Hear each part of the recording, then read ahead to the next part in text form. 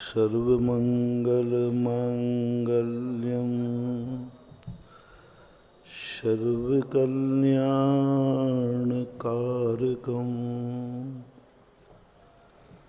प्रधानं सर्वधर्माणां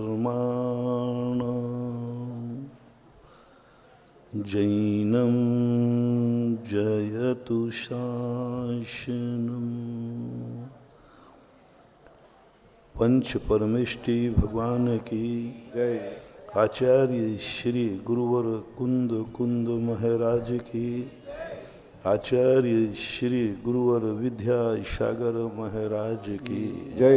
बोलो मुनि पुंगव 108 सुधासागर जी महाराज की जय। मुनि संघ की जय।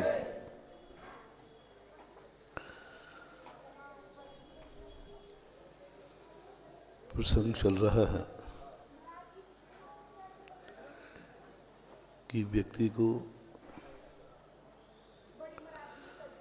हमेशा पॉजिटिव सोच रखना चाहिए। अभाव में नहीं, सद्भाव में जीना चाहिए। जब जब हमें अभाव की अनुभूति होती है, हमारा विशुद्धि भाव, हमारा विशुद्धि चक्र मलिन होता है, हतोत्साहित होता है। हमें अपने आप में अनुभव होता है कि मैं खाली हूँ, असमर्थ हूँ। और यही अनुभूति हमारे जीवन को वर्तमान में दुखी करती है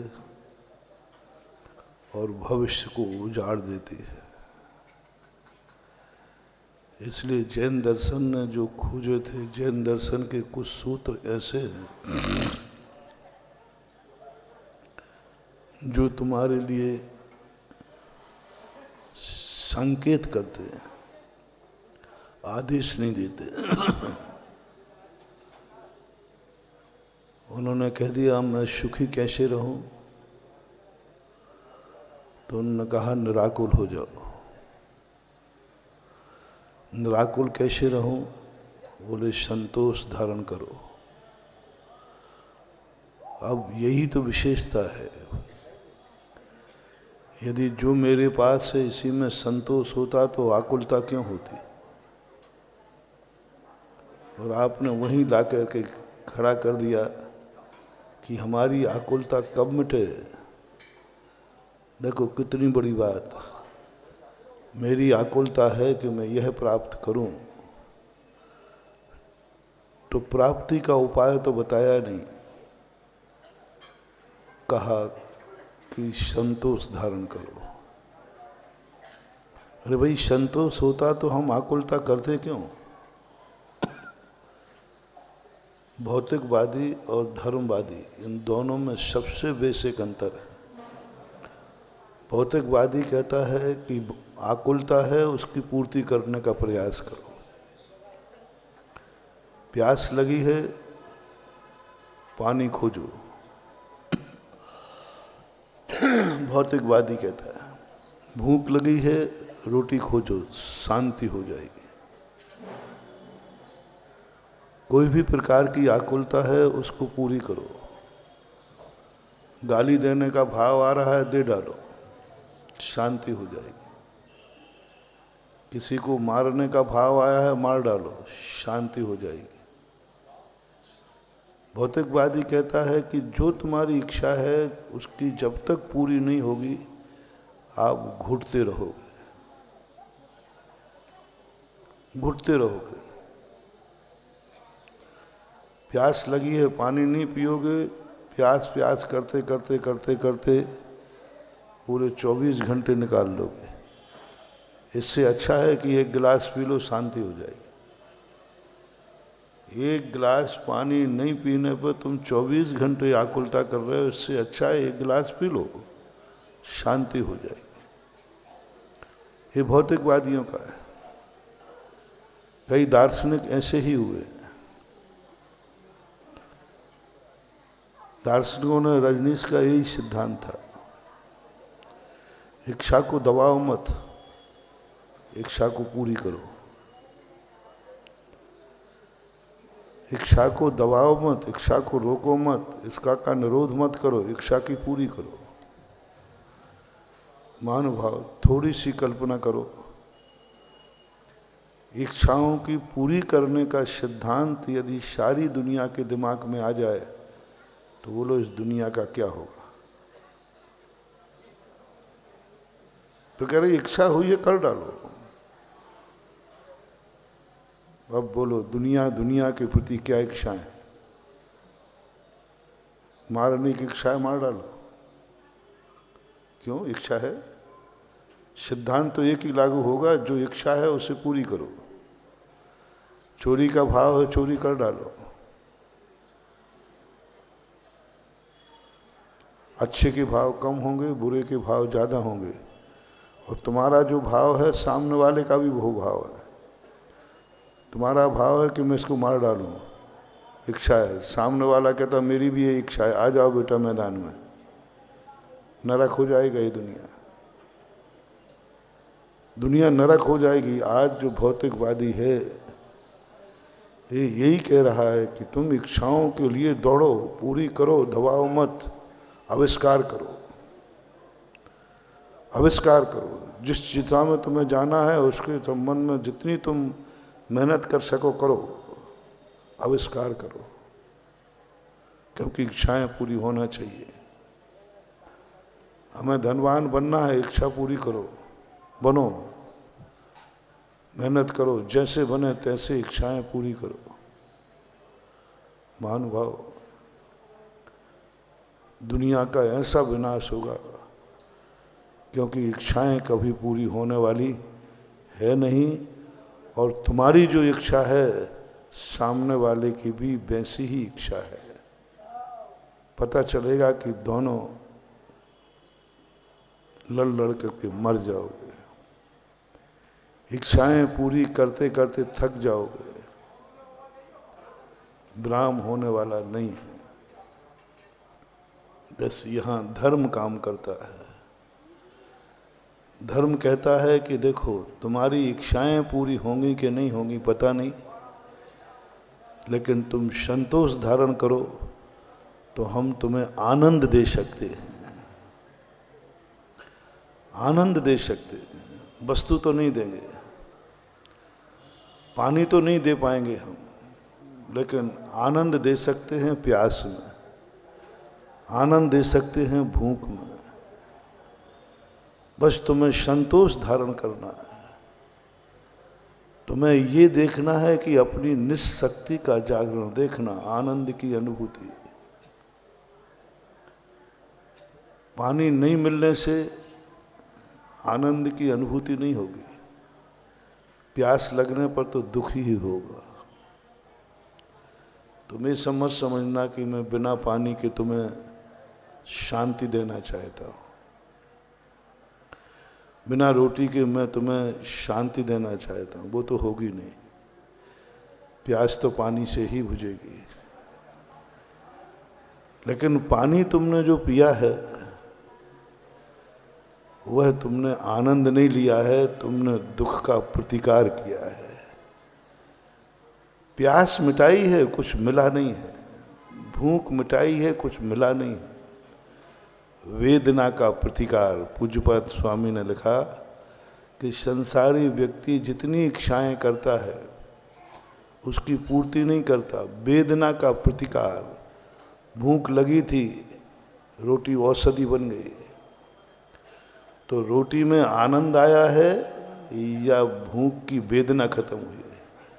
वेदना खत्म हुई। जितने भी इच्छाएं हैं, काम, भोग, विषय आदि, ये सब वेदना को कम करते हैं।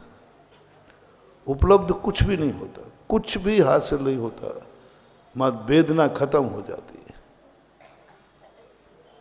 जैन दर्शन कहता है प्राप्त करो आनंद। पानी के बिना आनंद, इच्छा की पूर्ति नहीं। देखो निस्शक्ति जागरण, तुम पानी नहीं पी रहे हो, पानी के तुम गुलाम बन रहे हो, पानी के तुम दास बन रहे हो। एक गिलास पानी ने तुम्हें अपना दास बना लिया। स्वाभिमान जगाओ, और एक ऐसा स्वाभिमान जागे कि तुम्हें ऐसी अनुभूति हो जाए कि मैं 24 घंटे बिना पानी के भी रह सकता हूँ। साधु लोग, हम लोग उपवास करते तो ये मत समझना कि हमें प्यास नहीं लगती है, प्यास तो लगती है, लेकिन पानी पीने में जो आनंद है उससे कई गुना आनंद उपवास में आता है। प्यास सहन करने का जो आनंद है वो आनंद जिंदगी भर पानी पीने का नहीं है। प्यास जब लगती है उस समय जो भेद विज्ञान होता है,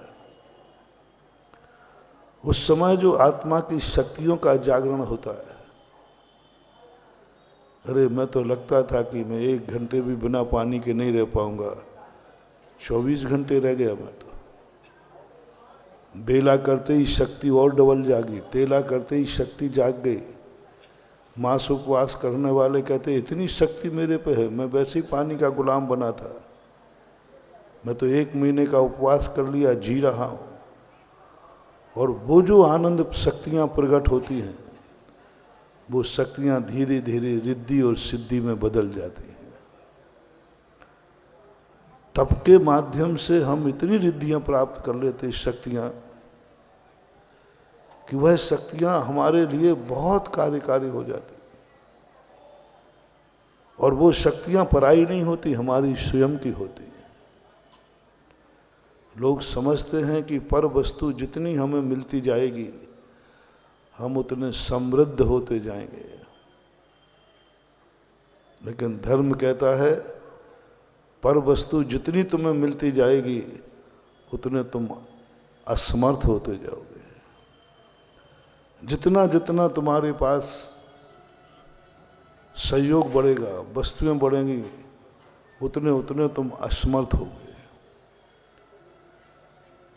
बहुत असमर्थ। बड़े आदमियों को जल्दी इन्फेक्शन होता है, गरीब को नहीं होता, क्योंकि उसकी शक्ति सुविधाओं ने घेर ली, सुविधाओं ने शक्ति कमजोर कर दी। सुविधाओं ने जितनी शक्ति, साधु को क्यों समस्त सुविधाओं से वंचित किया गया? सब सुविधाओं से वंचित किया गया। चक्रवर्ती से कहा, चक्रवर्ती को सब सुविधाओं, सारी सुविधाएं थी उसके पास, तो 6 खंड का वैभव था, शरीर था, परिवार था, धन था, दौलत था। जिन जिन चीज़ों के माध्यम से सुविधाएं थीं, महावीर स्वामी ने सारी सुविधाओं से वंचित कर दिया। वो स्वयं वंचित हो गए, स्वयं वंचित हो गए। इतनी सुविधाएं तीर्थंकर को मिलती हैं, सारी सुविधाओं से युक्त होकर के वो, उनको आनंद नहीं आया, उनको घर कारागृह लगने लगा, स्त्री बेड़ी लगने लगी, परिजन रखवाले लगने लगे, सारी संपत्ति कौवे के बीट के समान लगने लगी। क्या तमाशा है! जिस धन दौलत के लिए व्यक्ति मर रहा है, उसी धन दौलत को चक्रवर्ती छोड़ रहा है। जिस जमीन जायदाद के लिए व्यक्ति मर रहा है, उसी जमीन जायदाद जिसकी पूरी चक्रवर्ती 6 खंड है, वो छोड़ रहा है। जिस स्त्री के लिए लोग मर रहे हैं, युद्ध हो रहे हैं, उसी स्त्रियों को छोड़कर के व्यक्ति बैरागी हो रहा है। जिस परिवार माता पिता को लोग चाहते हैं, उस परिवार को छोड़ के वनवास जा रहा है। जो घर बनाने के लिए जिंदगी भर लगा देते हैं, लोन लेते हैं, और एक वो है जो बना हुआ घर छोड़ के जा रहा है। कैसे विचित्रता है, क्या सत्य क्या है? एक झोपड़ी बनाने के लिए, एक छोटा सा मकान बनाने के लिए दिन रात मेहनत कर रहा है, दिन रात टेंशन में है, एक छोटा सा मकान बन जाए। और एक वो हैं जिनके पास 84 खंड का महल है और वे छोड़ के जा रहे हैं। समझो सुख मकान चाहने में है कि सुख मकान छोड़ने में? दो में से एक तो पागल है। दो में से कोई एक तो या तो छोड़ने वाला है या फिर बनाने वाला है। अब अपन दोनों ही बैठे हैं। एक दूसरे को ना पागल कह के स्वयं ही बता दो कौन पागल है। मैंने छोड़ा है और तुम बनाने में लगे हो। अब पागल कौन है? अपने मुंह से कह दो तो अच्छा रहेगा। यदि मैं पागल दिख रहा हूं तो बोल दो, और स्वयं पागल हो तो बोल दो। क्या है, एक झोपड़ी के लिए कितना व्यक्ति करता है। और यहाँ सारी झोपड़ियाँ जो थी वो सब छोड़ दिया। यदि तुम्हारी जिंदगी ऐसी आ जाए कि तुम्हारे पास न एक मकान है, न प्लाट है, न रहने का ठिकाना, न कुछ, तो तुम अपने आप को दुर्भागी मानोगे। महाराज हम बहुत दुर्भागी हैं, बहुत दुर्भागी हैं। एक रहने को झोपड़ी भी नहीं है। पागल कौन है देख लेना। और एक साधु है, कहता मेरे कितने भाग्य हैं कि मैंने सारे मकानों में से कोई मकान मेरे पास नहीं है। सौभाग्य। अभाव में सद्भाव की अनुभूति, अभाव में सौभाग्य की अनुभूति, सद्भाव में नहीं। मकान है इसलिए मैं भाग्यशाली हूं, नहीं। मकान है इसलिए भाग्यशाली हूं, नहीं।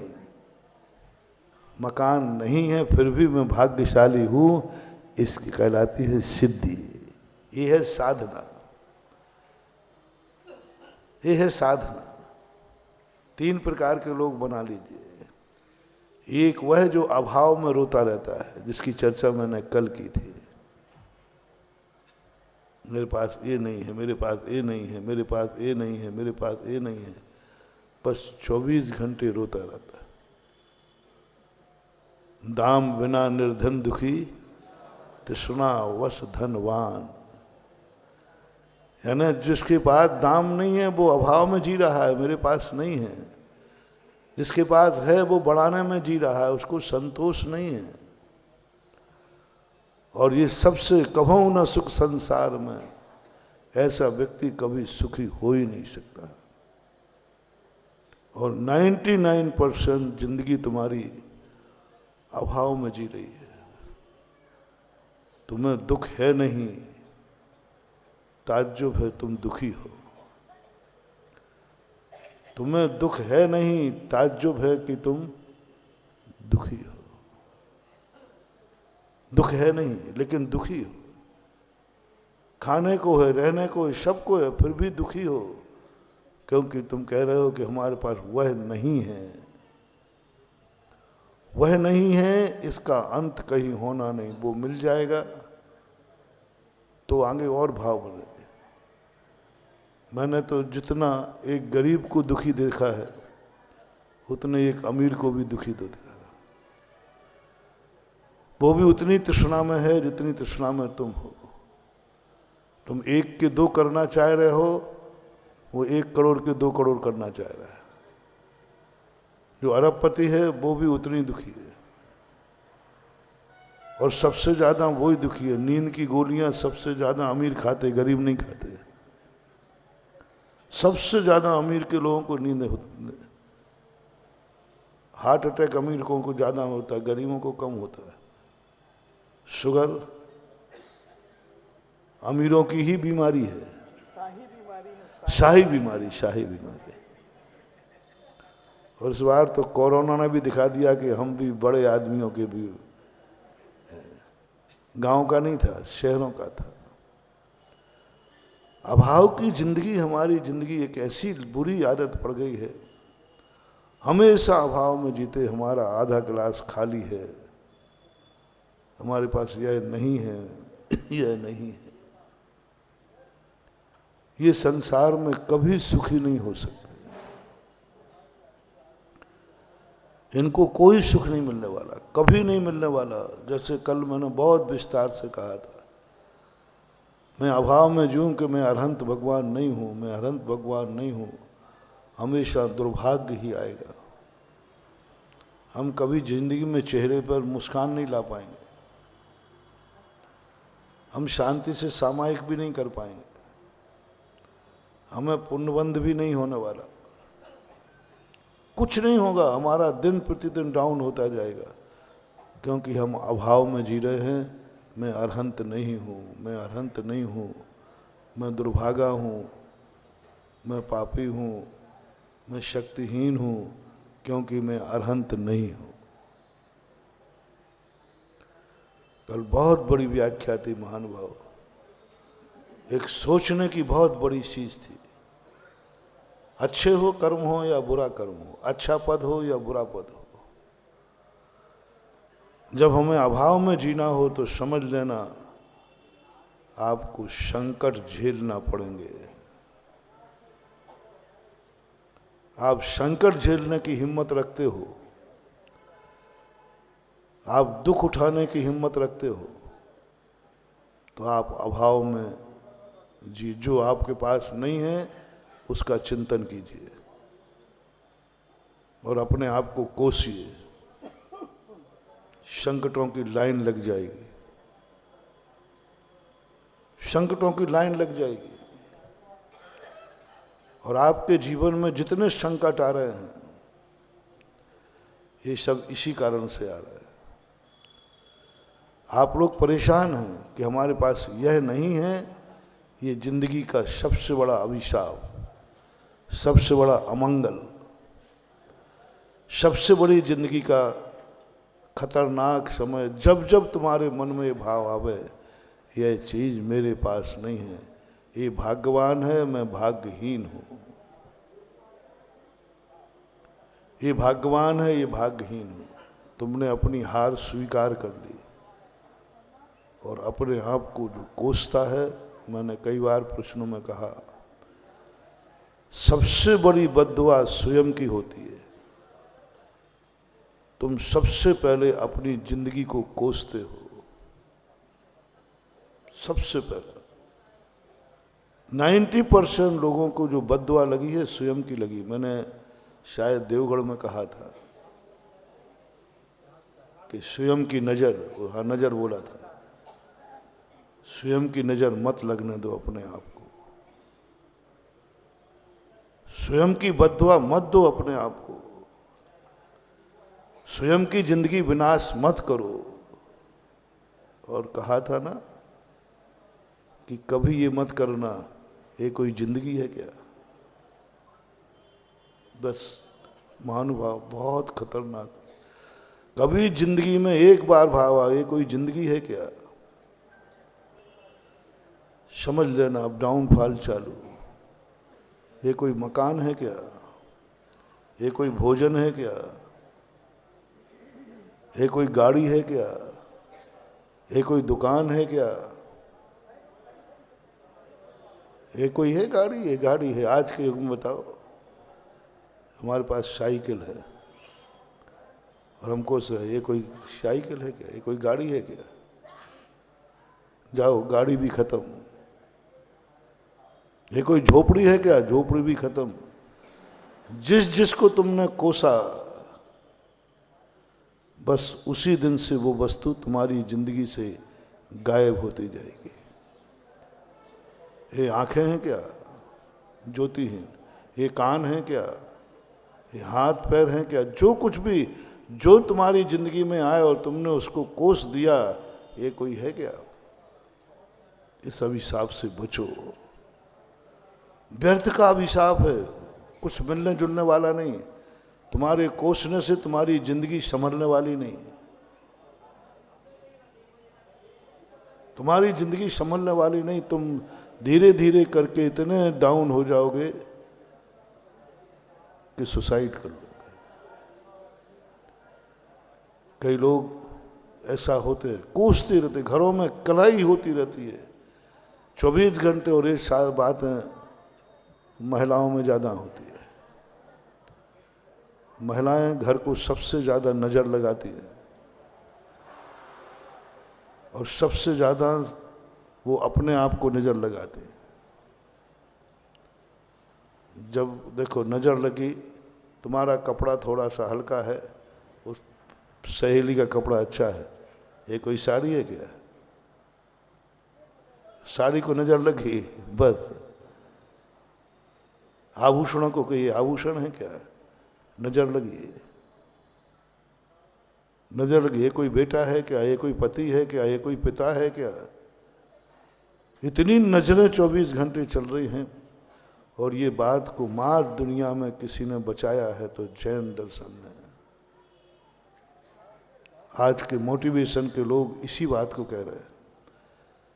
जितने मोटिवेशन देने वाले हैं सब इसी बात को कह रहे हैं, अभाव में मत जियो,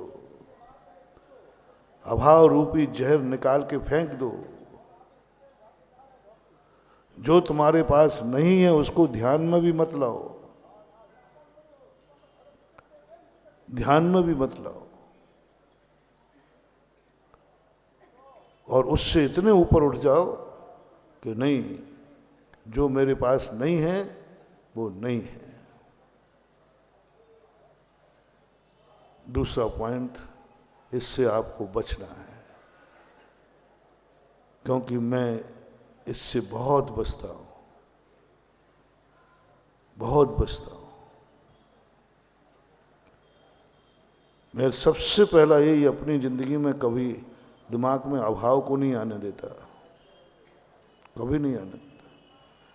मैं जो नहीं कर सकता हूं उसके संबंध में कभी नहीं सोचता। मैं नहीं कर सकता हूं, जो मैं नहीं कर सकता हूं ये मैं कब करूंगा, इस कीड़े को मैं लगने नहीं देता, दिमाग में ही नहीं आने देता। जो मैं नहीं कर सकता उस पर क्या सोचना, जिस मंजिल पर पहुंचना नहीं उस रास्ते को क्यों खोजना। मुझे अनंत बनना ही नहीं है, मैं क्यों कोसूं अपने आप को कि मैं अनंत नहीं हूं, क्यों अपने आप को भाग्यहीन कहूं। और आप लोग भी, कल भी कहा था, आज भी ये मंत्र अपनी जिंदगी में ले लो आज से ही। हम तुम्हें कुछ भी नहीं देंगे लेकिन आनंद से भर देंगे। हम तुम्हें कुछ भी नहीं देंगे और आनंद से भर देंगे। हम कुछ भी नहीं लेते हैं फिर भी आनंद से भरे हुए हैं। हमें कुछ भी नहीं मिला और मिलेगा भी नहीं, लेकिन दुनिया की कोई ताकत मुझे आनंद से वंचित नहीं कर सकती। बल्कि साधु तो जो अभाव नहीं है वो अभाव को जीने का शौक है, उसको शौक है। मैंने पहले ही कहा कि मिली हुई वस्तुएं छोड़ने का नाम साधु है। भिखारी और भिक्षु में अंतर क्या हो गया? भिक्षु के पास जो, भिखारी के पास जो नहीं है उसके संबंध में वो सोचता है ये कब होगा। जो नहीं है वो कब होगा? वो भिखारी है, यदि नहीं है तो कल भिखारी बन जाएगा। भिखारी की परिभाषा क्या है? जो नहीं है उसके संबंध में सोचना, जो नहीं है उसको पाने का भाव करना, जो नहीं है उस पर नियत खराब करना, जो नहीं है उस पर कोसना, ये सब भिखारी होने के लक्षण हैं। भिखारी होने के लक्षण, वो भिखारी हो जाता है। भिक्षु कौन है? भिक्षु कौन है? जो है उसको भी छोड़ना, जो है उसको भी छोड़ो। और जैसे तुम्हारे पास अभाव में आनंद आ गया उसको, सद्भाव में नहीं। 3 व्यक्ति लिए हमने। एक व्यक्ति अभाव में दुखी है, एक व्यक्ति सद्भाव में सुखी है, एक व्यक्ति अभाव में सुखी है। 3 बिल्कुल विपरीत है। एक अभाव में दुखी है, जैसे भिखारी कहा, और आप लोग अभाव में यदि दुखी हो रहे हैं तो आपको निश्चित मान लेना कि आपका भिखारियों में नंबर आने वाला है। आपने फॉर्म भर दिया। अभाव का तुम्हें दुख, कभी भी अभाव का दुख हो जाए, अनिष्ट संयोग और इष्ट वियोग, ये 2 आर्त ध्यान हमें बर्बाद कर देते हैं। ये 2 आर्त ध्यान इतने खतरनाक आर्त ध्यान हैं। इष्ट वियोग, जब हमारा इष्ट का वियोग होता है और हम शोक में डूब जाते हैं, उसके अभाव में इतने दुखी हो गए खाना पीना छोड़ दिया, उसके अभाव में इतने दुखी हो गए कि हमारे लिए अब किसी चीज में मन नहीं लग रहा है, क्योंकि इष्ट का वियोग हो गया। जो हमारे पास थी वो चली गई, जो वस्तु थी वो चली गई। इसका दुख मनाना आर्त ध्यान है, और आर्त ध्यान में त्रियंश गति का बंध होता है। आर्त ध्यान में हमें अपनी बद्दुआ स्वयं को लगती है। अब इससे बचो, कैसे बचोगे? इष्ट का वियोग हो जाए, रोना मत। इष्ट का वियोग हो जाए, शोक मत मनाना। इष्ट का वियोग हो जाए, अपने कर्तव्य से च्युत मत होना। हो गया इष्ट का वियोग। पंडित बनारसी दास जी थे, उन्होंने इष्ट वियोग को सबसे ज्यादा जीता है, और अनिष्ट संयोग को, अनिष्ट संयोग मिलने पर वो कभी आर्त ध्यान में नहीं गए। उनकी 10 संतानें थी, 10 मरण को प्राप्त हो गई। 10 भये 10 मुए, रहे ठूट के ठूट। उन्होंने खुद लिखा कि मेरे 10 संतानें हुई, 10 मर गई, रहे ठूट के ठूट। 10वीं संतान जब उनकी मरी, बालक था 10-12 साल का, अंतिम संतान थी। उस दिन 2 प्रवचन में लेट आए सभा में। बोले पंडित जी लेट कैसे हो गए? आगरा पहले ही से बड़ा शहर रहा है, सबको पता चले या नहीं चले। बोले भाई वो एक 10-12 साल से मेरे घर में एक मेहमान रह रहा था, उसको बहुत मनाया, बहुत किया, वो जाने की जिद करने लगा, मान ही नहीं रहा था, माने ही नहीं। सब लोग लगे पंडितों के यहाँ और मेहमान, और 10-12 साल से। पंडित जी ऐसा तो हमने आपके यहाँ तो कोई मेहमान था ही नहीं। नहीं नहीं, मेहमान ही था, वो मान नहीं रहा था। तो अब वो जाने की जिद कर लिया, तो थोड़ा तो हमारा दायित्व बनता है कि मेहमान को थोड़ा छोड़ के आ जाए। इसलिए मेहमान था, उसको मैं छोड़ने गया था। छोड़ने गए थे, बोले कहाँ? बोले थोड़ा सा वो श्मशान घाट है ना, वहाँ तक, वहाँ तक। तब पता चला पंडित जी ऐसे कहानी सुना रहे हैं जैसे जैसे कोई मेहमान स्टेशन पे जा रहा। क्या हिला नहीं पाया उनको। मंदिर आ गए, वो स्वाध्याय तो नहीं किया, मंदिर आके बैठ गए। बोले ठीक है, एक मेहमान को भेजने गए थे, भेज के ऐसे सरलता से, ऐसे सरल भाव से, बड़ी गजब की कहानी है पंडित जी साहब की। उनको कोई इष्ट संयोग, इष्ट वियोग उनको हिला नहीं पाया। बोले आ गया, ठीक है, गया था गया, चला गया। हमारा इतना संबंध था। अनिष्ट संयोग उनको कभी रुला नहीं पाया। उनकी पत्नी इतनी खतरनाक थी, मैं कई बार सुना चुका, लेकिन उनको कभी क्रोध नहीं आया। उनने कभी झुंझलाए नहीं, उन्हें अनिष्ट मिलने पर कभी घबराए नहीं। अशुभ कर्म का उदय आ गया ठीक है, कभी शुभ कभी अशुभ चलता रहता है। आ गया अशुभ का कर्म, जब शुभ कर्म का उदय चला गया तो अशुभ का भी चला जाएगा। अच्छे दिन चले गए तो बुरे दिन भी जाएंगे। जब दिन समाप्त हो गया है, रात आ गई तो रात भी समाप्त होगी, सुबह भी। जब दिन जा सकता है तो रात भी जाएगी। वही बात अलग है, कभी रात बड़ी हो जाती है और कभी दिन बड़ा हो जाता है। रात बड़ी है तो ठीक है, थोड़े से 1-2 घंटे और अंधेरा रहेगा, लेकिन जाएगा। कोई स्थिर नहीं है। अनिष्ट संयोग मिलने पर हम क्रोध नहीं करेंगे, हम घबराएंगे नहीं, हम चिंता नहीं, चिंतन करेंगे। आने दो, अनिष्ट कितना अनिष्ट आता है। अनिष्ट हमें शक्ति देके जाता है। मैंने देखा है साधना में चमत्कार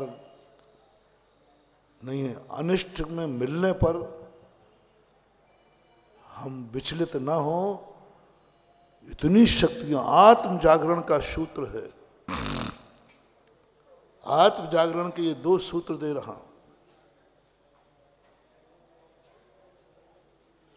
एक सूत्र वह है, हमारा किसी भी अच्छे दिन का वियोग हो जाए, हमारा बहुत अच्छा दिन था, बहुत अच्छा धन दौलत सब कुछ था, सब चला गया, सब चला गया, कुछ भी नहीं बचा, कुछ भी नहीं बचा। आज तुम्हारी परीक्षा है। आप कितने गुलाम थे, कितने कंगाल थे, कितने स्वाधीन थे, आज निर्णय हो जाएगा। सब कुछ चला गया, सब कुछ चला गया। बोलो एक बार, सब कुछ, सब कुछ, सब कुछ कहाँ गया? मैं तो बैठा हूं, बोलो ना। सब कुछ चला गया, मैं तो हूं ना। आहा, क्या आनंद है। कहाँ चला गया सब कुछ? मैं तो हूं, और मेरे से सब लगे थे। जब मैं हूं तो कुछ नहीं गया, सब आ जाएगा। हाँ, जिस दिन ऐसा लगे महाराज अब मैं ही चला गया, और मैं जब चला जाऊंगा तो फिर तुम्हें सब कुछ चला गया उसकी भी कोई खबर नहीं है। खबर कब तक है? सब कुछ चला गया, इसका अर्थ मैं तो हूं। मेरे थे ना वो चले गए। मेरे पास धन दौलत था, चला गया। मेरे पास यश ख्याति थी, चली गई। मेरे पास जो कुछ था सब चला गया, सब चला गया, सब चला गया। मैं हूं, मैं तो हूं। और जिस समय, ऐसे समय पर तुम्हें मैं की अनुभूति करना है, सब चला गया। आपको बता रहा हूं, हम लोग तो उसको और दूसरे ढंग से लेते हैं। सब कुछ चला गया, लेकिन मैं हूं, ऐसी अनुभूति जिस दिन हो जाए, चिंता मत करना महानुभाव, सब कुछ लौट के आ जाएगा। सब कुछ लौट के आएगा, पाई पाई से लौट के आएगा। और यदि हमें ये अनुभूति हो गई सब कुछ चला गया, अब क्या बचा? अब मेरा भी क्या अस्तित्व है? अब मैं भी चला गया, मैं भी खत्म। अब मैं क्या करूंगा घर में? अब घर में रह के क्या करूं? सब मर गए, सब चले गए, अब मैं क्या करूंगा? समझ लेना, जो गया है वो कभी लौट के नहीं आएगा। क्योंकि तुमने अपने खुद के अस्तित्व को खो दिया। सब चले गए तो तुम चले गए, सब मर गए तो तुम मर गए, धन चला गया तो तुम्हारा सब कुछ चला गया। नहीं, हमारे यहाँ पूज्यवर शिव कोटि महाराज ने कहा, यहाँ तक कि तेरे प्राण जा रहे हैं, और सम्यक दृष्टि कहता है प्राण ही जा रहे हैं, मैं तो हूं, मैं तो शाश्वत हूं, मैं तो अविनाशी हूं, मैं तो हूं, मैं चेतन आत्मा हूं। गजब का सोच दिया। प्राण निकल रहे, शरीर छूट रहा है, मरणासन है, क्या संबोधन देते हैं, देख प्राण ही निकल रहे हैं ना। तू प्राण नहीं, तू चेतन प्राण है, तू ज्ञान स्वरूप ही है, तू दर्शन स्वरूप ही है। तू कौन है, तेरा लक्षण क्या है? मेरा लक्षण मकान नहीं है, मेरा लक्षण परिवार नहीं है, मेरा लक्षण धन दौलत नहीं है, मेरा लक्षण शरीर नहीं है, मेरा लक्षण और भी जो कुछ वैभव है ये नहीं है, मेरा लक्षण प्राण नहीं है, मेरा लक्षण है उपयोगो लक्षणम, ज्ञान दर्शन मेरा लक्षण है। वो तो मेरे पास है, मरते समय भी है, मरने के पहले भी है, मरने के बाद भी है। ओहो, कहाँ गया? मैं तो हूँ, मैं तो हूँ, मैं तो हूँ, प्राण जा रहे हैं जाएं, मैं तो हूँ। इतनी सी अनुभूति मरण समय हो जाए, समझ लेना शल्लेखना सफल हो गई। कुछ नहीं, इतना प्राण निकलते समय अमरता की अनुभूति से दुनिया कह रही मर रहा है, और अनुभव में आ रहा है कि मैं अमर हूं, मैं अमर हूं। दुनिया कह रही मर रहा है, तू मरेगा 10 मिनट बाद, और उस समय समाधि वाला कहता है मैं तो अमर हूं, मैं तो अमर हूं, जो आज भी हूं, कल भी था और कल भी। बस एक क्षण का काम है मान हुआ, एक क्षण का, बस मर रहे हैं और अमरता की अनुभूति हो जाए, समाधि हो गई, और वो 7-8 भाव में अमर बन जाएगा, सिद्धालय में पहुंच जाएगा। बस इतनी सी साधना मुनि पद में, और कोई साधना नहीं करना। सबसे बड़ी साधना है, सब कुछ मिट रहा है और मुझे मिटने का अनुभव ना हो, मिटने का अनुभव ना हो। मैं हूं, कहाँ मिट रहा हूं, कहाँ मिट रहा हूं? परिवर्तन हो रहा है।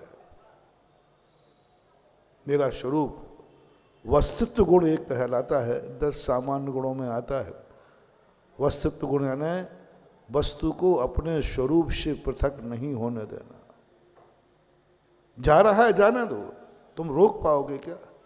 रोकने का प्रयास कर लो, दवाई ले लो, डॉक्टर को दिखा दो। रोकने का प्रयास किया, अब नहीं मान रहा है तो भाई जा पधार, मैं तो रहूंगा। ये अनुभूति तुम लोग करना शुरू करो। अच्छा दिन गुजर गया, गुजर जाने दो। धन चला गया, गुजर जाने दो। जो चला गया चला गया, वो तो अब आने वाला नहीं, उस पर सोच नहीं, उस पर नींद खराब करना नहीं। मैं तो हूं, मैं था इसलिए सब थे, आज भी मैं रहूंगा तो ये कल सब फिर आ जाएंगे, आज भी सब आ जाएंगे, क्योंकि मैं अपने आप की सत्ता को तो नहीं खोया है। तो जितने इष्ट वियोग अपनी जिंदगी में आते हैं, विकल्प आएगा, लेकिन मैं संभालने की कला सिखा रहा हूं। तुमको नहीं आएगा, 6ठे गुण स्थान तक भी इष्ट वियोग का आर्त ध्यान होता है, लेकिन उस आर्त ध्यान को जीत लिया अपन ने तो देखना इतनी शक्तियां जागेंगी, मैं इनके बिना भी जी सकता हूं। जैसे मैंने अभी कहा था, मैं पानी के बिना भी 24 घंटे जी लिया। मुझे तो पता नहीं था, मैं तो समझता था 1 घंटे पानी नहीं मिले तो चक्कर आ जाएगा, मैं तो जी गया। 24 घंटे नहीं खाया, मैं जिंदा हूं। तो ऐसी अनुभूति जब तुम्हारा इष्ट का वियोग करना नहीं, तुम ग्रस्त हो, तुम इष्ट का वियोग करोगे नहीं, हो जाए तो, होना ही निश्चित हो गया है तो पूरी ताकत लगाई, पूरा प्रयास किया कि जो वस्तु मेरे लिए प्रिय है उसको मैं अपनी जिंदगी से जाने नहीं दूंगा, ताकत लगाई, फिर भी चली गई। चली गई, उसके बाद अपने आप को संभालो। आपका ग्रस्त जीवन, आपकी गृहस्थी उजड़ी हुई पुनः बस जाएगी। बहुत ज्यादा इंतजार नहीं करना, थोड़े दिन के बाद आपको खुद ऐसा लगने लग जाएगा कि शायद उससे भी अच्छी वस्तु मुझे अब मिली है। जितने महान आत्माएं हुए हैं। और दूसरी शक्ति थी अनिष्ट शक्ति। अनिष्ट जब जीवन में आवे, जो हम नहीं चाहते थे वो जीवन में आ जाए, घबराना नहीं, ये अनिष्ट मुझे रुला नहीं पाएगा, हताश मत होना, ये जीवन मेरा नींद खराब नहीं कर पाएगा, मैं अपनी जिंदगी से कभी भी उबूंगा नहीं, कितना ही अनिष्ट आ जाए, मैं अपनी जिंदगी, अनिष्ट आने दो, कितना अनिष्ट आ रहा है। अनिष्ट में यदि आने के बाद तुम संक्लेश को प्राप्त नहीं हुए, जितने आज तक महान आत्माएं बनी हैं अनिष्ट संयोग से बने हैं, जितने जितने आज नाम अमर हैं अनिष्ट संयोग से, जितनी जितनी सतियां हुई हैं अनिष्ट के कारण हुई, जितनी जितनी जो आज दुनिया में प्रसिद्ध हैं, जिनके ऊपर कथाएं लिखी गई, उनकी लिखी गई जिनके जीवन में अनिष्ट आया, दुख आए, विपरीत आए। मैंने जितने लोगों की देखी कथाएं उन्हीं की लिखी जिनका जीवन में दुख भरपार आया, अपरंपार दुख आया, लेकिन वे दुखी नहीं हुए। दो व्यक्ति, एक वह है जो सद्भाव में दुखी हो रहा है लेकिन अभाव में जो नहीं है उसके दुखी हो रहा है। एक वह है जो अभाव में दुखी हो रहा है, और एक वह है जो अभाव आया, अनिष्ट आ गया और सुखी है, कुछ नहीं। एक भी कथा बताओ, सुखी आदमी की कथा बताओ। मैंने कथाएं बहुत पढ़ी, सुखी आदमी की कथा बताओ कोई, जिसके जीवन में कोई कष्ट नहीं आया, उस पर किसी ने कथा ही नहीं लिखी है। सबसे अच्छी पिक्चर कौन सी होती है? जिसमें खलनायक हीरो की जितनी दुर्दशा की जाएगी वो पिक्चर सबसे ज्यादा हिट होती है। बस, यानी तुम लोग पसंद क्या है तुम्हारा?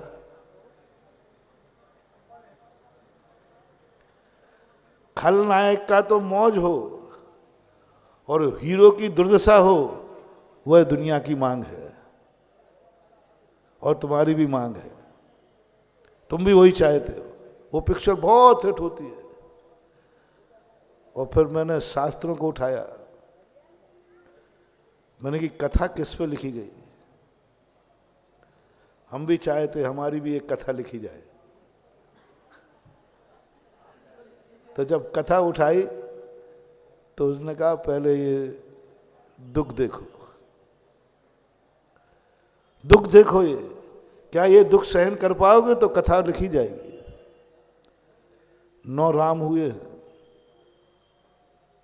9 राम हुए जैन दर्शन के अनुसार, बलभद्र कहते हैं। 8 बलभद्रों का नाम ही नहीं है। मेरे से मत पूछ लेना, मुझे भी याद नहीं है। 8 बलभद्र, 8, 1-2 के तो याद है, कृष्ण के भैया बलराम, लखन के भैया राम, और शेष 7 के नाम तक नहीं लेता कोई, याद भी नहीं करता, कोई नहीं करता, क्योंकि उनके जीवन में कभी अनिष्ट का संयोग नहीं आया, उनके जीवन में कभी बुरे दिन नहीं आए, उनकी जिंदगी में कभी खलनायक नहीं था, उनकी जिंदगी में कभी भी दुश्मन नहीं था। सबके सुख के दिन थे। पूरे 8-7 बलभद्र, 8 बलभद्र इतने सुख के साथ जिंदगी जिए। आज उनको कोई पूछने वाला नहीं है, कोई पूछने वाला नहीं है, नाम लेने वाला नहीं है। और जिनकी जिंदगी में कभी सुख नहीं मिला, दुखी दुख, दुखी दुख, स्वयं दुखी, और जो उनके सहयोग में आया वो भी दुखी। देख लो श्री राम पूरे कितने कष्टों में रहे, कष्ट ही कष्ट से। और जो जो उनसे जुड़ा, बेचारी माता ने श्री राम को जन्म दिया तो उसको पुत्र वियोग भोगना पड़ा, पति वियोग भोगना पड़ा, क्योंकि वो राम की माँ थी। अयोध्या में और भी लोग थे, गरीब थे, दुखी थे, भाग्यहीन थे, लेकिन उनका पति भी घर में था और बेटा भी घर में था। अब रामचंद्र जी को महान कहूं कि क्या कहूं? माँ कहती है बेटा ये क्या तमाशा है। बेचारा लक्ष्मण अपने कारण नहीं, सारे कष्ट किसके कारण? बेचारी सीता जब तक रामचंद्र जी जिंदगी में नहीं थे बड़ी सुखी थी। रामचंद्र जी जब तक वो जनक के घर में रही, कभी उसको हवा भी सुखी थी। और रामचंद्र जी की जैसी जिंदगी में आई, सबको मालूम है, सबको मालूम है, अयोध्या को भी मालूम है, सबको मालूम है। पूरी जिंदगी भर दुखी रहे, उनके साथ रहने वाले दुखी रहे। आज उनकी कथा लिखी गई। आज लोग दुखी आदमी की कथा पढ़ते हैं, कथा बांधते हैं, रामचरित मानते हैं। और सबसे ज़्यादा संसार का कोई व्यक्ति धर्मात्मा है तो श्री राम। और सबसे ज़्यादा ग्रंथ लिखे गए सारे दर्शन में, 24 तीर्थंकरों पर इतने ग्रंथ नहीं लिखे गए। जैन दर्शन में भी जितना साहित्य श्री राम पर लिखा गया, वैष्णव दर्शन में तो मुख्य ही। क्यों? क्यों? क्यों? क्योंकि वो दुखी थे। तो आपको क्या पसंद है? यानी जो आत्मा जितनी ज्यादा दुखी होगी वह पिक्चर सबसे ज्यादा चलेगी, चाहे धर्म की हो चाहे कुछ भी हो। सब ने रामचंद्र जी को पसंद किया, सब राम का नाम लेते, क्योंकि अब आपको अपनी कथा लिखवाना है। हाँ, एक बार हुआ, एक बादशाह ने कहा कि मेरे राज्य में रामचंद्र जी की कथा चलती है और बादशाह मैं हूं, राजा राम की कथा चलती है। मंत्री जी मेरे ऊपर भी एक बादशाह लिखवाओ रामायण के स्थान पर। और ऐसे कवि लिखे, ऐसे कवि लिखे कि तो रामायण का पाठ करना भूल जाए। मंत्री बीरबल थे, उन्हें कहा राजा जब कोई बात करे तो मना नहीं करना। बोले साहब हो जाएगा, कौन सी बड़ी बात है। अपने राज्य में भी एक से एक कवि है, लेकिन अच्छे कवि लाने के लिए राजा साहब कोष तो लगेगा। बोले कोष जितना भी लगे लगा देना। बीरबल ने बढ़िया तो धन दौलत इकट्ठा निकलवाया कोष से, और 6 महीने तीर्थ यात्रा पर निकल गए आराम से। 6 महीने की छुट्टी लेने के बाद आए, बोले राजा साहब पूरी बादशाह तैयार है, ऐसी तैयार है जिस दिन बाजार में आएगी उस दिन देखना बादशाह का ही पाठ होगा। लेकिन कवि ने 2-3 बातें पूछी हैं और 2-3 बातों का समाधान मैं नहीं दे पाया, इसलिए आपसे पूछने आया हूं। पहली बात तो आपको राज्य से निष्कासित कब किया गया, और वो भी आपकी मां ने किया हो, क्योंकि हुबहू बनना है। बोले कैसे, किसकी मजाल है जो मुझे राज्य से निकाल दे? बोले साहब, जिसको कोई राज्य से नहीं निकाल सकता उस पर की रामायण भी नहीं लिखी जा सकती। और आपने अपने पिताजी के वचन के कारण, क्या आपके पिताजी ने कोई वचन दिया था? बोले पिताजी मुझे राज्य से निकाल देंगे, मैं पिताजी को ही निकाल दूंगा।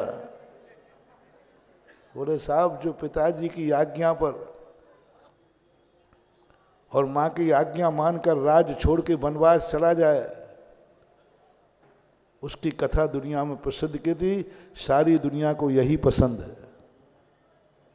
और क्या है प्रश्न तेरे? बोले एक प्रश्न है, माफ करना, कि रामचंद्र जी की पत्नी को रावण उठा के ले गया था, आपकी बेगम को। बोले क्या बकते हो? बोले साहब देखो, कथा तो उसी से, यही 2-4 पॉइंट हैं जिन कारण से कथा लिखी जाती है, कथा बांधते हैं। बोले ये तो मुख्य पॉइंट है। सबसे ज्यादा रामलीला में भीड़ किस दिन होती है?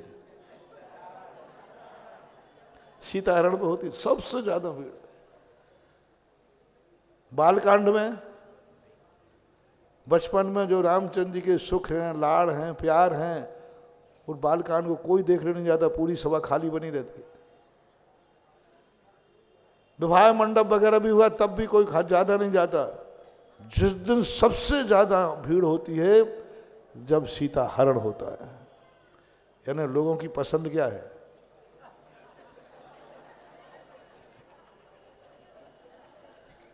तो जिन जिन को अपनी रामायण लिखवाना हो,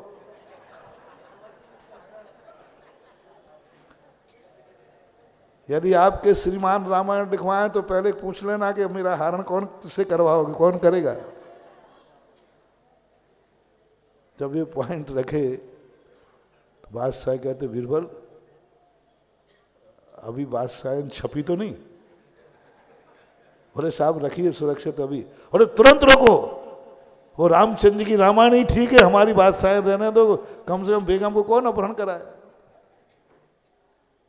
तो हम अपने जीवन को यदि चाहते हैं कि हमारी जीवन भी कथा बने,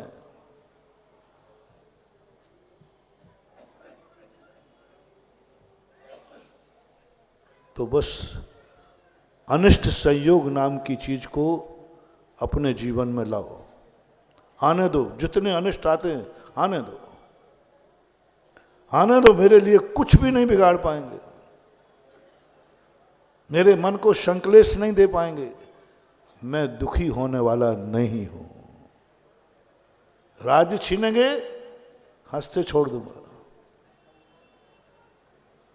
वनवास होगा, हो जाए, सब कुछ जो कुछ होना है। अनिष्ट संयोग को, अनिष्ट जब आए बचने का प्रयास मत करना। अनिष्ट को टालना नहीं, अनिष्ट से बचने का उपाय सोचना नहीं। अनिष्ट आता है जिंदगी में, आने दो। दुख आता है, आने दो। परेशानियां आते हैं, आने दो। कांटे लगते हैं, लगने दो। दुश्मन आते हैं, आने दो। गाली दे रहा है, देने दो। जो कुछ भी तुम्हारे जीवन में अनिष्टकारी है, हर अनिष्ट को चुनौती दे दो। मैं अनिष्ट से घबराने वाला नहीं हूं, सामना करूंगा। जीवन एक चुनौती है जिसे स्वीकार करना है। जीवन एक स्वप्न है जिसे साकार करना है। अपने स्वप्न ऐसे ही मिटा दें। कोई कच्चे स्वप्न है क्या? कोई कच्ची कल्पनाएं हैं क्या? क्या कच्चा जीवन है क्या? यूं मिटा दें। ये शांति इतनी सस्ती है क्या? ये शांति इतनी सस्ती है कि एक गाली देवे हमारी शांति भंग। शांति का मूल्य कितना है? कितना मूल है। एक गाली सामने वाले ने दी, हमारी शांति खत्म। कितनी सस्ती, अनमोल है महानुभाव। एक क्षण की शांति अनमोल है, और हमने एक गाली में हम बौखला गए, हमारी शांति भंग हो गई। यानी शांति इतनी बाजारू सस्ती चीज हो गई कि कोई एक गाली देगा, हमारी शांति खत्म हो जाएगी। मत करो इतनी शांति को अलौकिक है, अनमोल कर दो कि नहीं तुम कितनी गालियां देते जाओ, मेरी शांति भंग होने वाली नहीं है, क्योंकि मेरी शांति अनमोल है, अनमोल है। मेरा सुख, मेरे क्षमता भाव, मेरा क्षमा भाव, जो कुछ भी तुमने पाया है, कितने भी अनिष्ट आ जाएं, खोना नहीं। व्रत लिया है, नियम लिया है, कितनी भी विपरीत परिस्थितियां आए, नहीं तोड़ूंगा, नहीं तोड़ूंगा। मरोगे, मर जाऊंगा। कौए का मांस का त्याग किया एक मातंग ने। देखो अनिष्ट संयोग आ गया, बीमारी आ गई, वैद्य कहता है कौए का मांस खाना पड़ेगा, बच जाएगा। बोले दुनिया में आज तक कोई अनिष्ट ऐसा पैदा नहीं हुआ जो मेरे नियम को तोड़वा दे। बोले मौत, बोले मौत भी नहीं। गजब। जब उसकी कहानी बनी, खादिर भील शायद नाम था, वो कहता दुनिया में कोई अनिष्ट ऐसा नहीं है जो अनमोल है। मेरा व्रत अनमोल है, मेरा गुरु अनमोल है, मेरे गुरु का दिया हुआ आशीर्वाद अनमोल है, मेरे गुरु के द्वारा दिया हुआ व्रत। ऐसी तो सारी बातों में हम खो दें ऐसा। पहली बात तो गुरु मिलना ही दुर्लभ था। पहली बात तो गुरु मिलना ही दुर्लभ था। गुरु की कीमत कितनी है? यूं खो देंगे गुरु को, यूं अनिष्ट में खो देंगे गुरु को, यूं अनिष्ट में खो देंगे गुरु का विश्वास, यूं खो देंगे। शीश दे यदि गुरु मिले, मरना तो है ही, कल मरेंगे कि आज मरेंगे, क्या फर्क पड़ता है? मरना तो अच्छे अच्छे मर गए। और कौन सा भरोसा है कि हम यहां से उठेंगे तो घर तक पहुंच भी पाएंगे? या कई लोग मंदिर में भी लुढ़के होंगे, इधर शायद एक आध, कोई तो मरा होगा। प्रवचन सभा में तो लुढ़के हैं एक दो बार। एक स्थान पे कहीं था, वो हमेशा टिक के बैठता था, पूरा प्रवचन हुआ वो पट्टा टिका ही है। लोगों ने कहा उठ, और वो टिक के सोता भी था। तो लोगों को आदत थी कि भाई ये तो टिकेगा और सोएगा भी, तो सब लोग खड़े होगा, बोले तो अभी सो रहा है, सब चलेगा, वो टिके ही बैठा रहा। बाद में जब वो माली आया, वो झाड़ू लगाने वाला, बोले दादाजी उठो, प्रवचन उठ गए। वो क्या उठना, वो तो दुनिया ही से उठ गए। ऐसा होगा तो कोई भरोसा नहीं बंधुओं, मरना तो निश्चित है ही। हम गुरु को खो देंगे। अरे कल मरे तो आज मर जाए, ना गुरु को खोएंगे ना गुरु के विश्वास को खोएंगे। खादिर भील कहता है पहली बात तो अनादि अनंत काल से हमें सच्चा गुरु मिला नहीं। राग सहित जग में रुलो, मिलो शरागी, दीत राग भेंटो अब। अनादि अनंत काल में पहली बार तो गुरु हमें मिला नहीं। मिला तो हमने गुरु को पहचाना नहीं।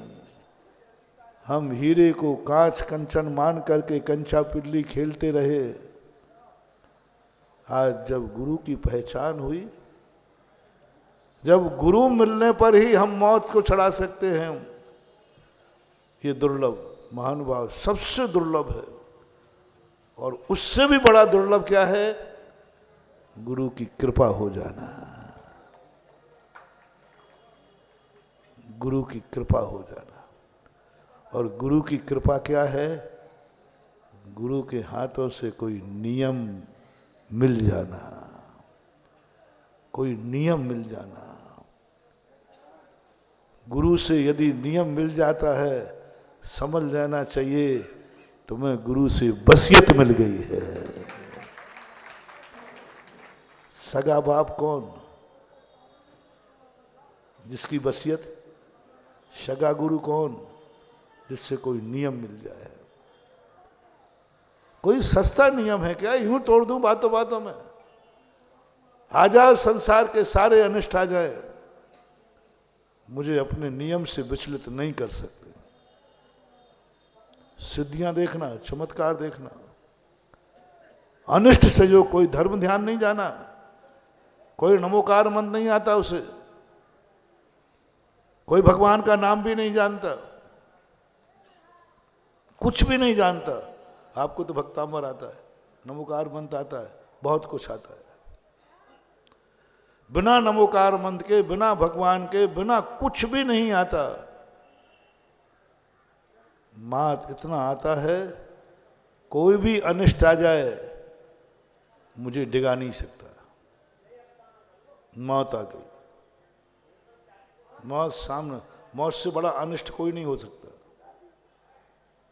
खादर बिल कहती है मैं विचलित होने वाली नहीं, और ये मौत, यमराज कुछ भी करो, मेरा व्रत अनमोल है, कोई भी अनिष्ट मुझे डिगा नहीं सकता।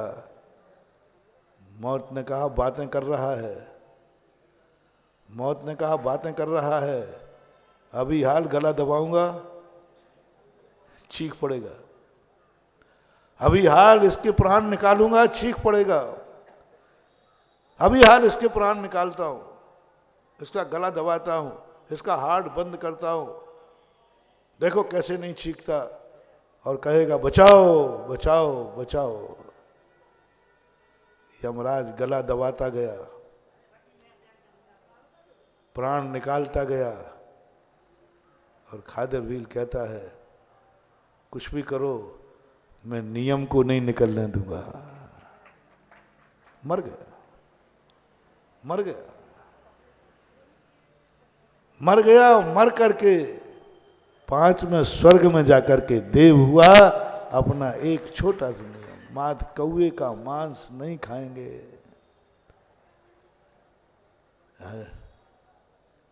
कौए का मांस नहीं खाएंगे, 5वां स्वर्ग मिल गया। तुम लोगों ने कौन किस किस का मांस खाते हो तुम लोग? और महाराज जी आप ऐसा उल्टा क्यों बोल रहे? 4 चतुर्मास कर रहे, फिर भी ललितपुर समाज पे ये आरोप।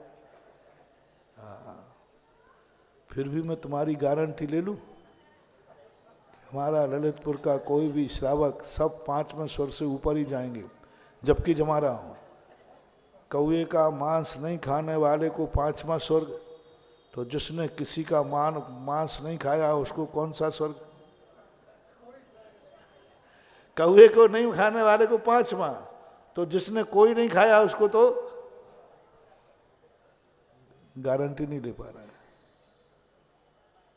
क्योंकि तुम थोड़े से अनिष्ट संयोग में, थोड़े से प्रतिकूल वातावरण में महाराज को छोड़ दोगे, नियम को तोड़ दोगे,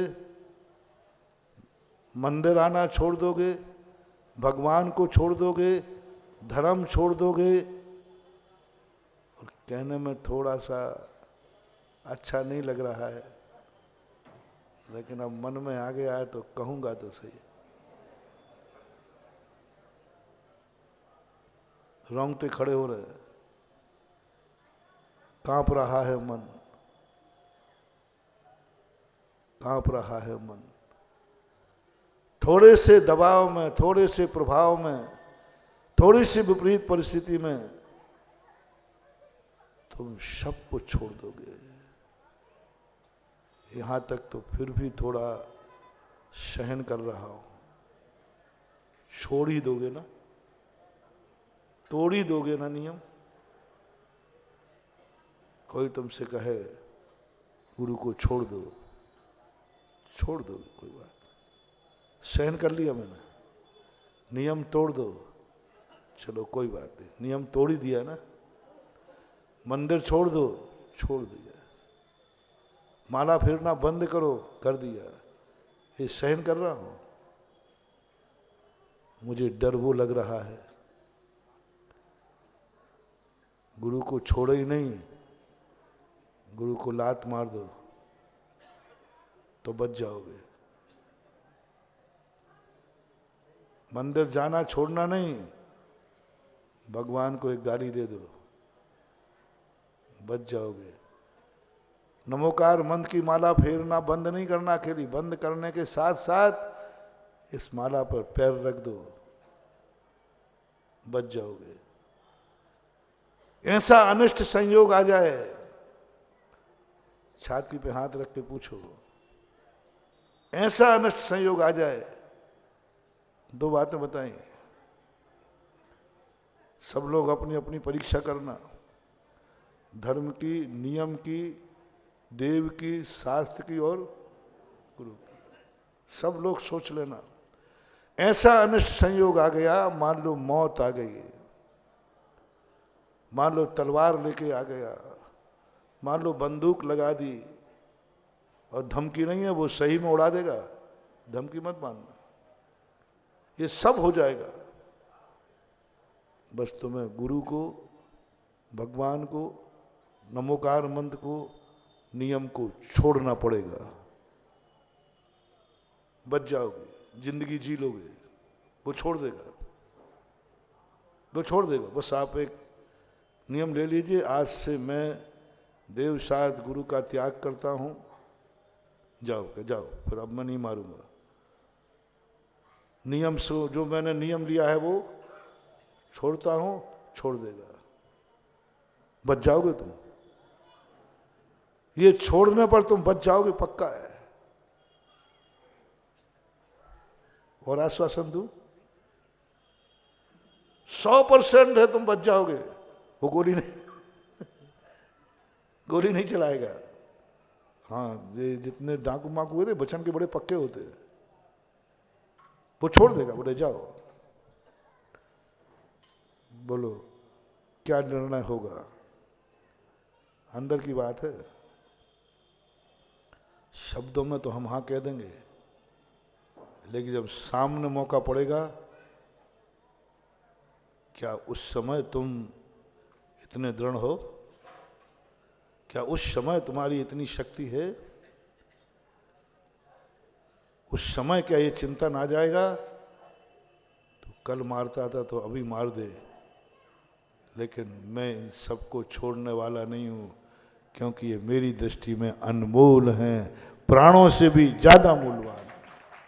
यमराज ही है, और यमराज से अनिष्ट क्या होगा? नहीं छूटेगा, नहीं छूटेगा। तुझे मारना है मार डाल, मरना तो सबको है ही,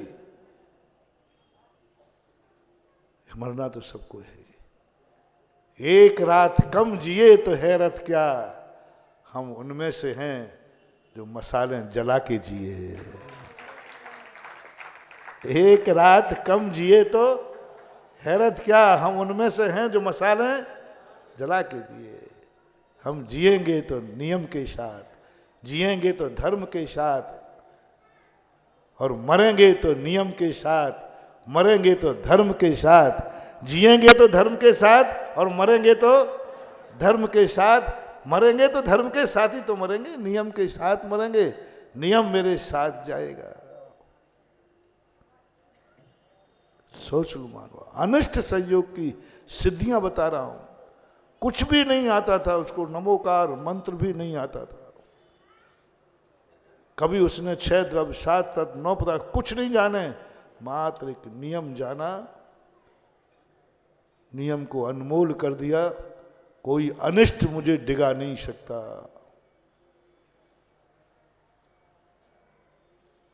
मुझे इसलिए डाउट दिख रहा है क्योंकि मेरे पास एग्जाम्पल बहुत है। तो मालूम है कि उदाहरण मेरे पास कितने हैं। लोग परेशान हो जाते, महाराज जी आप कोई बात बोलते तुरंत आपके पास ये उदाहरण आते कहाँ से हैं? ओहो, दूध से जला बालक दही को, तुम तो इसी भाव के हो, पंचम काल के हो। मैं कैसे विश्वास कर लूं तुम्हारे ऊपर, कैसे विश्वास कर लूं कि तुम अनमोल कर दोगे, कोई अनिष्ट तुम्हें डिगा नहीं पाएगा। ऐसी ऐसी शक्ति जो हिल गई चौथे काल में। जो 10 भव से नमोकार मंत्र का शास्त्रा था मानने वाला, 10 भव से नमोकार मंत्र के कारण चक्रवर्ती बना, जैसे धर्म के कारण चक्रवर्ती बना। पूर्व भवों से नमोकार मंत्र लेके आया, अटूट श्रद्धा नमोकार मंत्र पर, अटूट श्रद्धा। संकट के समय उसने नमोकार मंत्र पढ़े। संकट के समय व्यक्ति जिसका ध्यान करे समझ लेना उस पर उसकी श्रद्धा है। संकट के समय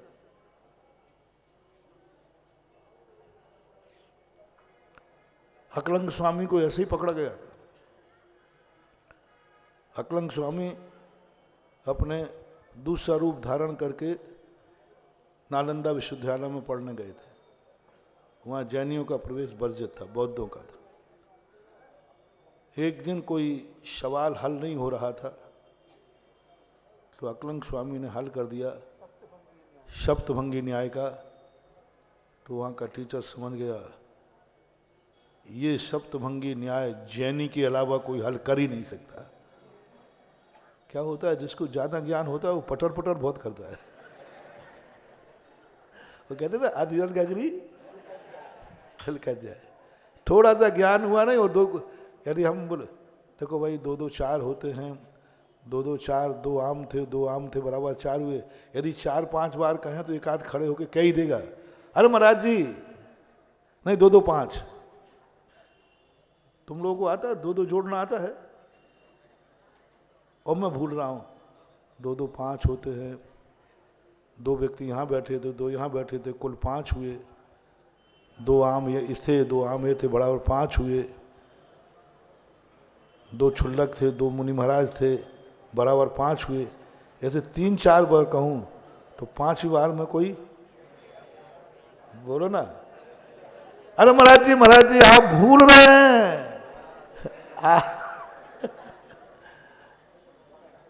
आप भूल रहे हैं महाराज जी, 2 2 5 नहीं होते तुम, क्योंकि तुम्हें जोड़ना आता है ना, इसलिए चुप तो बैठ ही नहीं सकते कि महाराज जी 2 2 5 कह रहे हैं तो कोई ना कोई रहस्य होगा, अपन चुपचाप सुनो। इसे कैसे सुनो? गलत सुन लो क्या?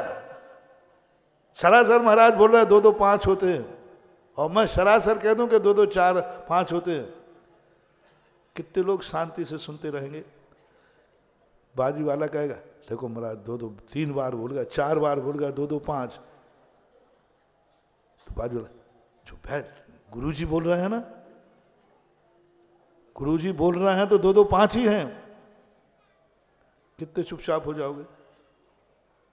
मड़वैया जी महाराज जी देखो अब इतना तो गड़बड़ मत करो आप, हमें आता है 2 2 और आप 2 2, मैं चुपचाप सुन लूं ये मान के कि नहीं ओहो 2 2 4 होते, ये तो मैंने पढ़ा है, सही भी है, लेकिन गुरुजी कह रहे हैं तो हम इसको झूठ तो नहीं कहूँगा, मैं शंका पैदा तो नहीं करूँगा।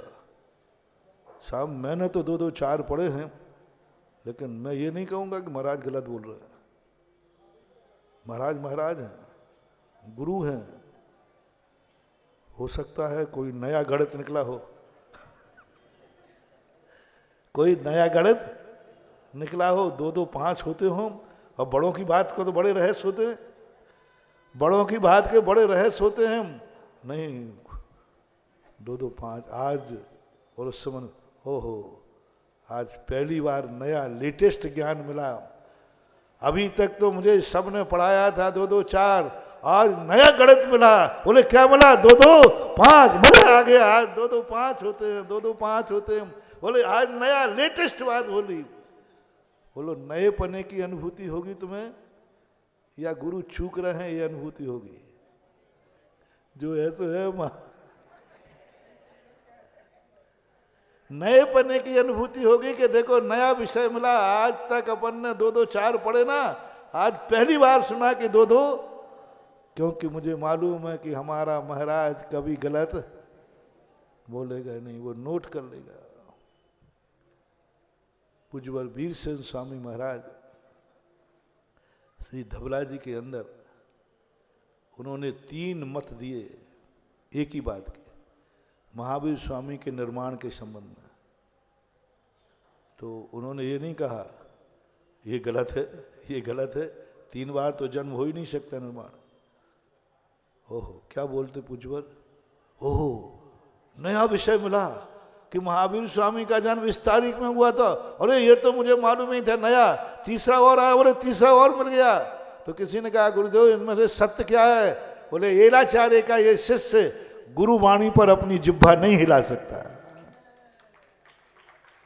क्या कहते वीरसेन स्वामी, यह एलाचार्य का शिष्य गुरु महाराज ने 3 बातें कही, 3 में से सत्य एक ही, मोक्ष एक बार ही होता है कि 3 बार, और मत कितने मिल गए? 3। क्या गजब का, जब ये बात हम लोगों ने पढ़ी आचार्य से ने कहा देखो ये क्या है, ये निश्चित है कि एक ही बार है, इसमें से 2 गलत है, एक सही है। लेकिन पूज्यवर वीरसेन स्वामी महाराज ये कहने को तैयार नहीं है कि ये गलत है ये सही है। वो क्या कहते हैं, यह एलाचार्य का शिष्य इस मामले में अपनी जिह्वा नहीं हिला सकता। मैं तो यही कहूँगा मेरे अवभाग्य हैं, मुझे 3 नए मत मिल गए। ये अनुभूति कब तुम्हें होगी? मैंने कहा 2-2 5 तुरंत। अब मैंने बता दिया थोड़ी देर तो तुम चुप बैठोगे, लेकिन एकाएक सडनली प्रथम समय 2-2 5 2-2 5 होते, तुरंत पहले समय क्या अनुभूति आएगी कि महाराज कहीं ये अनुभूति ज्यादा आएगी। इसलिए तो तुम्हारे पे विश्वास नहीं है कि तुम 2-2 5 कहते ही ये तुम हमें कर दोगे, मूर्ख को तुम बन जाओगे ज्ञानी। और अब हमने कह दिया है कि 2-2 5 होते हैं तो होते हैं।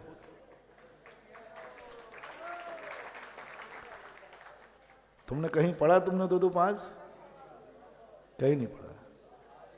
लेकिन सुधा सागर की गणित की किताब है, यहाँ जो बोलना वही है, 2-2 5। हमने आगे कुछ नहीं बोला, 2-2 5। देखो अभी हाल सिद्ध करूं, समय है 2-2 5। इसका अर्थ था, समझे तुम क्या होता है? इसका अर्थ है 2-2 को 5 बार लिखो, 2-2 को 5 बड़ो बीपसार्थ है। बीपसार्थ में होता है एक बात को 2-2 करके आओ, तो 2-2 को 5 बार लिखो, इसका अर्थ ये होता है। और फिर जितना आवे उसमें 5 का भाग दे दो। 2-2 को 5 बार लिखो, कितना आया? और 10 में भाग दे दो 2 का, नहीं 5 का नहीं। 2-2 5 होते हैं 2 तरीके से, 2 अर्थ हुए इसके। इसका अर्थ है गुरु गलत तो नहीं बोल सकता, रहस्य जरूर है, कोई विधि जरूर है। अपन को तो 2-2 5 करना है, तो इसका अर्थ एक हुआ कि महाराज ये कह रहे हैं कि 2-2 को 5 बार लिखो। उत्तर सही आ गया, 2-2। दूसरा है 2-2 को 5 बार लिखो, जोड़ो कितना आया 10 और 2 का भाग दे दो 5। कैसे ही करके 5 लाओ, कैसे ही करके, चाहे इधर से लाओ चाहे उधर से आओ, आंसर 5 आना चाहिए। मेरे गुरु की वाणी झूठी नहीं हो सकती, देख लीजिए 5 आ गया। कैसे ही लाएगा, लेकिन 5 आ रहा है कि नहीं पहले बताओ भाई? आ रहा है। अब कैसे ही आए क्या बताओ, 2-3 गुणा करना पड़ेगा। ये अनुभूति आ जाए। वीरसेन स्वामी कहते हैं नहीं, मेरा गुरु ने कहा है तो कोई ना कोई रहस्य है। मंत्र दिया दर्शन स्वामी ने पुरुषोत्तम भूत बलि को, उन्होंने उसकी परीक्षा नहीं की, जानते थे, मंत्रज्ञ थे, शास्त्रज्ञ थे, व्याकरणज्ञ थे, लेकिन गुरु ने मंत्र दिया, इसमें तो एक अक्षर कम है, नहीं नहीं नहीं गड़बड़ मत करो, किसने दिया है, अकल मत लगाओ। कोई नया मंत्र होगा तो गुरुओं के पास मंत्रों की कोई कमी नहीं है, कोई एक मात्रा कम वाला होगा तो कुछ नहीं, अपन को यथावत सिद्ध करना। दूसरा कहता साहब भैया मेरे में एक ज्यादा दिख रहा है अक्षर है, संदेह मत करना है, गुरुजी भूल गए, गुरुजी इसके काना इसमें भूल गए, एक अक्षर इसमें ज्यादा कर दिया, इसमें कम कर दिया, जरूर गुरु महाराज से कोई गलती होगी। हम होते तो अपन तो निपटा देते गुरु को, इस गुरु से पढ़ूंगा मैं, ये मुझे ज्ञान देगा। जिसको यही पता नहीं है कि अक्षर, अपना मन बिगड़ जाएगा। पुरुषोत्तम भूत बलि कहते नहीं, अपनी बुद्धि नहीं लगाना, गुरु ने जो दिया है उसमें कोई रहस्य है। उन्होंने कहा है 2 2 5 हैं तो हैं, अब खोजना अपन को है कि 2 2 5 कैसे होते हैं। लेकिन छोटा सा भी अनिष्ट आते ही बहुत डर लग रहा है, बहुत डर लग रहा है, जन्म जन्म के। इसलिए आज क्षायक सम्यक दर्शन नहीं होता, क्षयोपशम सम्यक दर्शन होता है। और क्षयोपशम सम्यक दर्शन क्या करता है, एक अंतर्मुहूर्त पहले सम्यक दृष्टि, दूसरे अंतर्मुहूर्त में मिथ्या दृष्टि। और क्षायक वाला क्या करता है, सम्यक दृष्टि है तो उसने कहा देख ले, नमोकार मंत्र पर पैर रख दे। 2 3 व्यक्ति हो गए। पहला व्यक्ति देख मार डालूंगा नमोकार मंत्र पढ़ा तो, कोई बात नहीं, ठीक है साहब नहीं पढ़ूंगा, नहीं पढ़ूंगा, यहां तक तो ठीक है, यहां तक सहन कर रहा हूं। ओ मेरे प्यारे भक्तों, मेरे नमोकार मंत्र को मत पढ़ना, नियम छोड़ देना, भक्तांबर मत पढ़ना, मुझे भी छोड़ देना, भगवान को भी छोड़ देना, मुझे सहन हो जाएगा। लेकिन आगे उस अनिष्ट ने क्या कहा, नमोकार मन छोड़ना ही नहीं है, लात रखना है।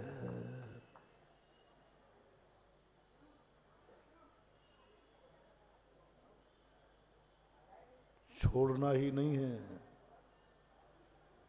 मंदिर जाना छोड़ना ही नहीं है, भगवान को गाली देना है, गंदोगत लगाना ही नहीं है, गंदोगत को पैर से कुचलना है। नियम को छोड़ना ही नहीं है, नियम मिथ्या है, गाली दे दो, ये करना है। इतना भी अनिष्ट आ जाए, इतना भी अनिष्ट आ जाए तो बोलो कहां तक गिर पाओगे। होमवर्क आपके लिए, कहां तक गिर पाओगे। पहला व्यक्ति कहता है तुम मारो तो मार डालो, मैं नमोकार मंत्र जपना बंद, तुम मारो तो मार डालो, मैं देव साध गुरु का श्रद्धान छोड़ने वाला नहीं हूं, मैं नहीं करने वाला, मैं नियम नहीं तोड़ने वाला। सर्वश्रेष्ठ। दूसरे नंबर पर थोड़ा बाल बच्चों से मोह हो तो कहे ठीक है साहब मैं छोड़ता हूं, छोड़ता हूं, नहीं पढ़ूंगा नमोकार मंत्र। तो तक तो फिर मैं तुम्हें माफ कर लूंगा, तीसरे पर मत उतर आना। तीसरे पे क्या उतर गया, पैर से नियम का अपमान मत करना, नियम को मिथ्या मत कहना, नियम बेकार है ये मत कहना। ठीक है तुम कहते हो छोड़ता हूं, लेकिन नियम। और खादिर व्हील कहता है नंबर 1 में आ गया, ना नियम तोड़ूंगा तो कितना भी यमराज मेरा गला दबा दे, लेकिन मैं नियम तोड़ने वाला और एक कौए का मांस नंबर 1 में चला गया। और यहाँ जिंदगी में कोई मांस नहीं खाए, लेकिन ये दावा करना है तुम्हें कि सब चला जाए तो चला जाए, धर्म नहीं जाने दूंगा कितना भी अनिष्ट आ जाए। तो आज का 2 प्रकार का मोटिवेशन, इष्ट वियोग होने पर सब कुछ चला गया, घबराना नहीं। क्या कहना है, क्या कहना, अभी मैं, क्या क्या चला गया, सब चला गया, लेकिन अभी मैं हूं, बस ये अनुभूति करना, सब वापस आ जाएगा। थोड़ा टाइम लगेगा। क्या चला गया, मैं तो हूं। और अनिष्ट कितना भी सहयोग आ जाए, कितना भी सहयोग आ जाए, जो वस्तु तुम्हारी जिंदगी में मूल्यवान हो, जो वस्तु तुम्हें प्राणों से भी प्यारी हो, जो वस्तु तुम्हारी जिंदगी में अनमोल हो, कितना भी अनिष्ट यमराज आके तुम्हारे प्राण निकाले तो निकलने देना, लेकिन अपने देव शास्त्र गुरु और नियम और धर्म को निकलने मत देना। अनंत शक्ति जागेगी, अनंत शक्ति, ऐसी शक्तियां जागेगी आत्मा की, निज आत्मा की। इसलिए अनिष्ट संयोग और इष्ट वियोग को अपनी सिद्धि का साधन बनाओ, इनको जीतो।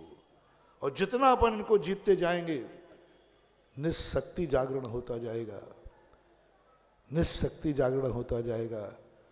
भली, कल का याद करो, भली कलश छोटा है लेकिन नियम छोटा है ना।